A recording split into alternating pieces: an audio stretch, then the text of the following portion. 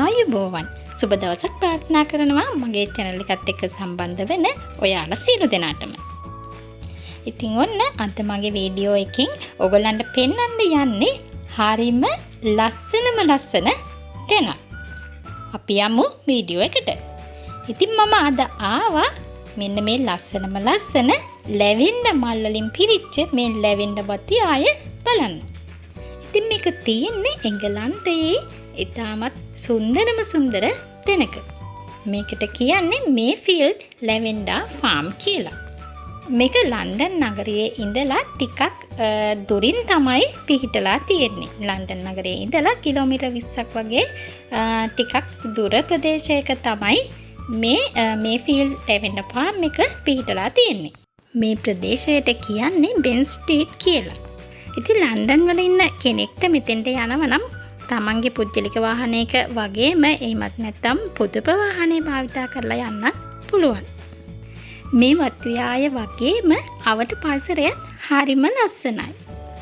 හරිම ලස්සන සුන්දර ගම්මද ප්‍රදේශයක්. ඉතින් මෙතෙන්ට නරඹන්න යනවා නම් උදේ වරුවක යන එක තමයි වඩාත් හොඳ. හවස් වරුවක යන්න පුළුවන් තමන්ගේ පුද්ගලික වාහනයක යනවා නම්. එහෙම නැත්නම් පොදු ප්‍රවාහනය භාවිතා කරලා යනවා නම් වඩාත් හොඳ උදේ වරුවක යන එක තමයි. මොකද හවස් වරුවක ගිහිල්ලා ගොඩක් රැ වුණාම මෙතන බස් වල අඩුපාඩුවක් තියෙනවා ආපහු එන්න. ඉතින් ඒ කෙසේ වෙතත් මේ ගමන හරිම අපූර්වයි. හරිම විනෝදජනකයි.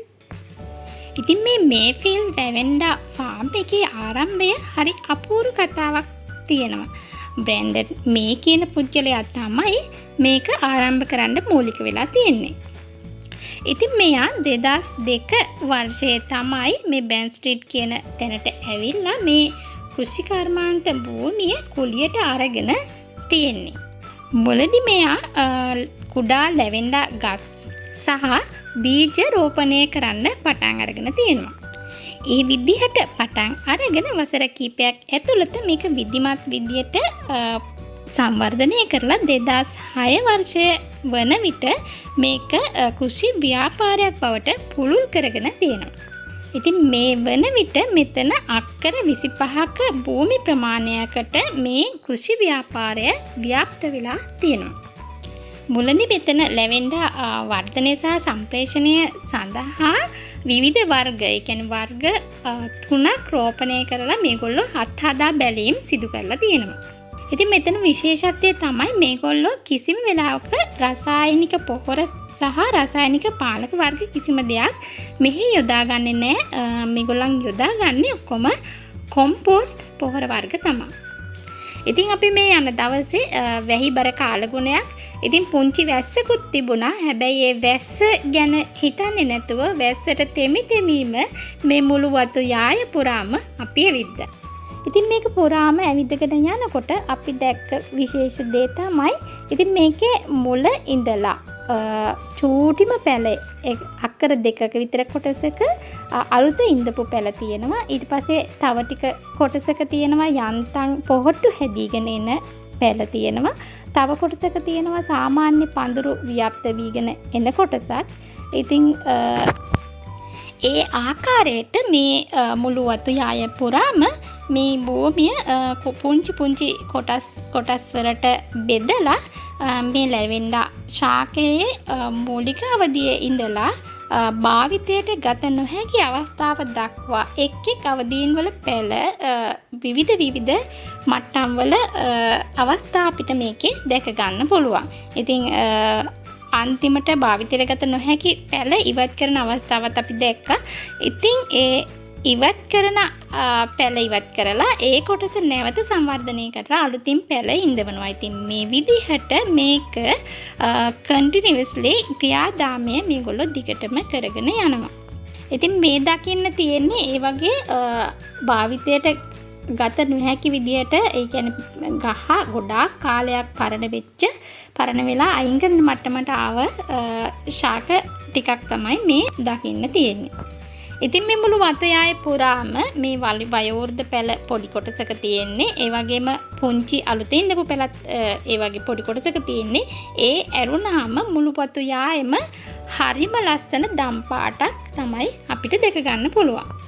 ඉතින් ඒ වගේම මුළු පරිසරයම මේ ලැවෙන්ඩා මල්වල සුවඳින් සුවඳවත් වෙලා.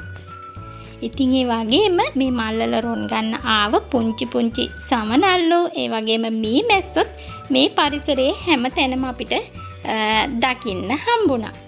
ඉතින් හැම අවුරුද්දකම ජූලි මැද ඉඳලා අගෝස්තු අවසන් වෙනකල් කාලයත් පුරා තමයි මේ ලැවෙන්ඩා මල් සම්පූර්ණයෙන්ම මලින් පිරීලා මේ කොටස දම් පාටට දැක ගන්න පුළුවන් කාලය විදියට සැලකන්නේ. ඉතින් ඒ කාලය තමයි සංචාරකයෝ වැඩිපුර මෙතෙන්ට ඇදිලා එන කාලයක් විදියට සැලකන්නේ. ඉතින් මේක නරඹන්න පුළුවන් උදේ 9 ඉඳලා හවස 6 වෙනකන් තමයි. හවස 5යි කාලට ඇතුල් කර ගැනීම අවසන් වෙනවා. මොකද විනාඩි 45කට කලින් මේක ඇතුළට ගන්නවා බලන්න වෙලාවක් තියෙන්න ඕන නිසා. ඉතින් මේක නරඹන්න පුංචි ටිකට් පතක් මිලදී ගන්න ඕන. පවුම් 6.50ක් වගේ මිලකට තමයි මේකේ ටිකට් එක මිලදී ගන්න වෙන්නේ. ඉතින් මෙතෙන්ට තමන්ගේ විවාහ මංගලෝත්සව ඡායාරූප කරන්න, ඒ වගේම වීඩියෝ කරගන්න වගේ අවස්ථාවලටත් මෙතන කට්ටිය යොදා ගන්නවා. ඉතින් හරිම ලස්සනයි ෆොටෝ ෂූට් වලට, ඒ වගේම වීඩියෝ වලට හරිම ලස්සන තැනක්. ඉතින් ඒ වගේම මේකේ ට්‍රැක්ටරයක් තියෙනවා. ට්‍රැක්ටරෙන් මේ උද්‍යානයේ වටේ යන්න පුළුවන්. ආසායිට ට්‍රැක්ටරේ පදින්න අවස්ථාව තියෙනවා. ඉතින් ඒ වගේම අර පොඩි අයට විතරක් නෙමෙයි පවුලේ හැමෝටම නැගලා යන්න අර පුංචි කෝච්චියක් මේකේ තියෙනවා. මුළු වටේම යන්න පුළුවන් විදියට. ඉතින් ඒකේ යන ගමන් වත්යාය වටේම බලන ගමන් පුංචි විනෝදයක් ලබන්නත් අවස්ථාව තියෙනවා. ඉතින් මේ වත්යාය මැද පුංචි හට් වගේක් ගහලා තියෙනවා. ඉතින් තනින් තන ඒකත් හරි ලස්සනයි.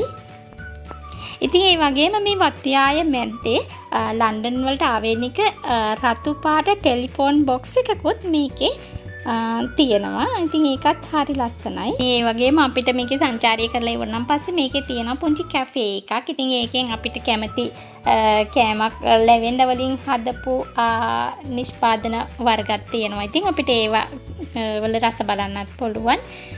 ඒ වගේම ලැවෙන්ඩා නිෂ්පාදන තියෙන පුංචි වෙළඳ සැලකුත් තියෙනවා. ඉතින් අපිට ඒකෙන් ලැවෙන්ඩා මල් ගන්න පුළුවන්. ඒ වගේම ලැවෙන්ඩා වලින් හදපු සුවඳ විලවුන්, තෙල් වර්ග වගේ දේවල් අපට මිලදී ගන්න හැකියාවක් තිබුණා. ඉතින් අපි ඒකෙන් ලැවෙන්ඩා නිෂ්පාදන මිලදී ගත්තා.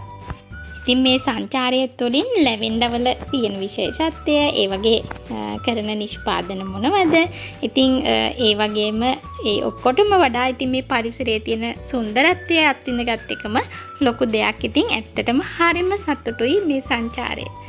ඉතින් ආයෙත් දවසක විශේෂ වීඩියෝ එකක් අරගෙන එන්නම්. සියලු දෙනාටම සුබ දවසක් ප්‍රාර්ථනා කරනවා. ඉතින් මගේ channel එක තාමත් subscribe කරලා නැත්නම් subscribe කරන්න. like එකක්, comment එකක් දාගෙන යන ගමන් තව කෙනෙකුට බලන්න share කරන්නත් අමතක කරන්න එපා. එහෙනම් ගිහින් එන්නම්. සුබ දවසක්.